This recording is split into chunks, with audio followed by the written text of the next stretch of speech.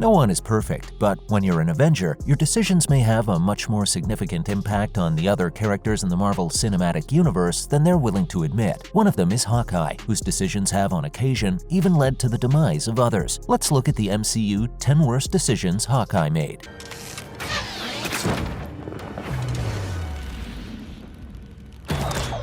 We are starting with Hawkeye's decision to become a remorseless killer. The Ronin persona's execution in Avengers Endgame was messy and uneven. Hawkeye wasn't shown as having any depth, and motivation was left to interpretation. Hawkeye just decided to become a remorseless killer. This is probably why he regretted the decision so heavily later on, as he didn't care enough to build some reasoning behind the decision. Before Hawkeye intended to sacrifice himself, he admitted to Black Widow that he would find it difficult to continue living with himself and what I've become. After all, even after Hawkeye had gotten his family back, he couldn't forget what he'd done. Instead, Hawkeye will have to continue living with himself, something he knew would be near impossible as he's incapable of losing the knowledge that he murdered countless men for no good reason.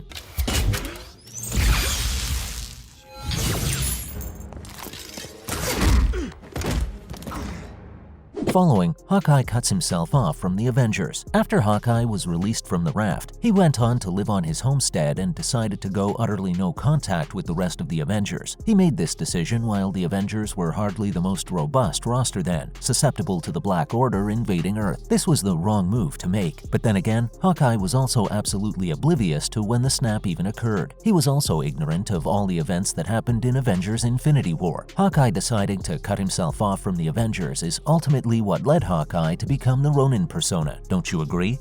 You didn't see that coming? But I'm going back out there because it's my job. Yeah, the city is flying.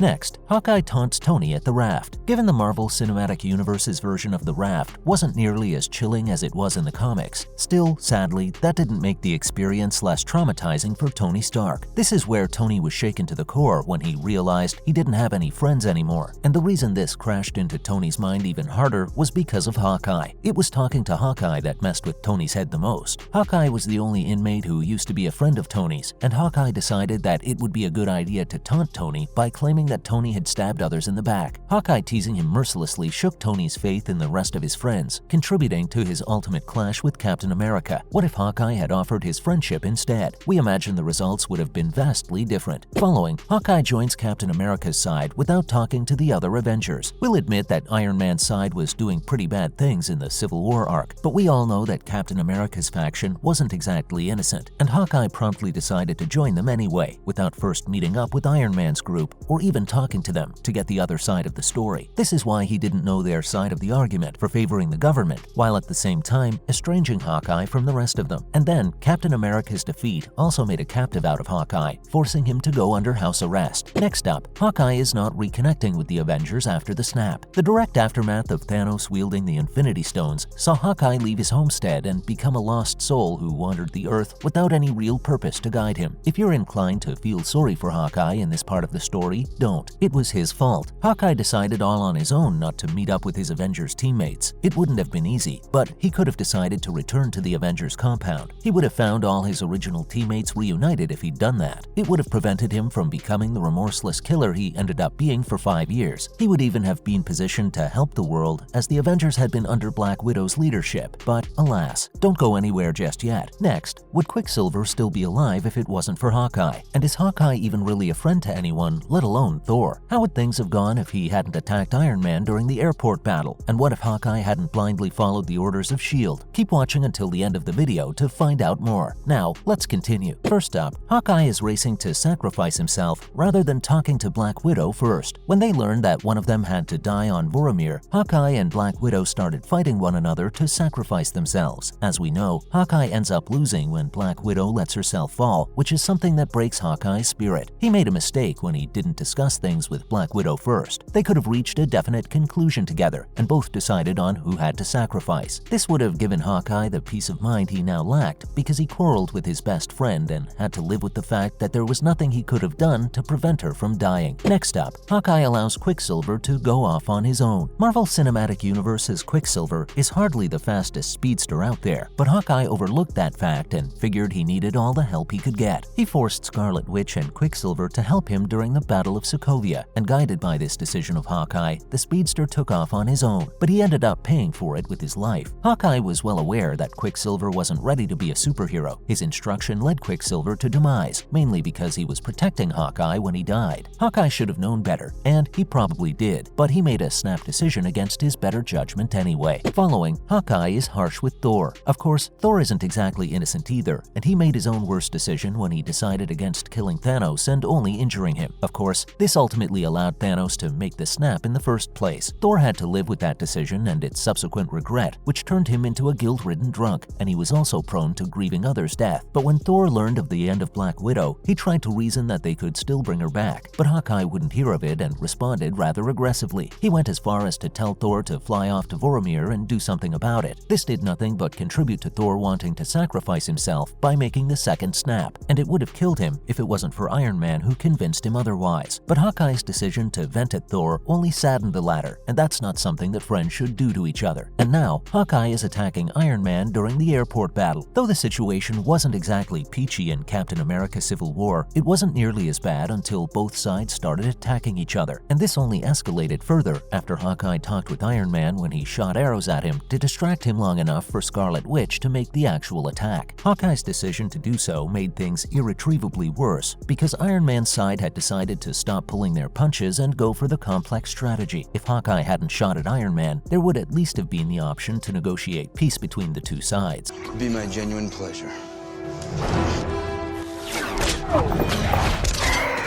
And last but not least, Hawkeye blindly followed S.H.I.E.L.D.'s orders. When we first saw Hawkeye in Thor, he was 100% prepared to attack Thor, had he been given the orders to do so. In the Avengers, Hawkeye was mind-controlled by Loki thanks to his blindly following S.H.I.E.L.D.'s demands, even though he wasn't aware of the bigger picture, nor the fact that Nick Fury had weapons that he hadn't told the others about. Hawkeye didn't know about Hydra's influence within S.H.I.E.L.D. either. In other words, he blindly followed orders and benefited a terroristic organization. This willingness to follow orders, no questions asked, no matter what, inadvertently placed Hydra in a position of immense power. It was only later that Hawkeye finally decided to use his brains and left S.H.I.E.L.D., but by then, the damage had already been done. Would you follow orders without thinking for yourself as well?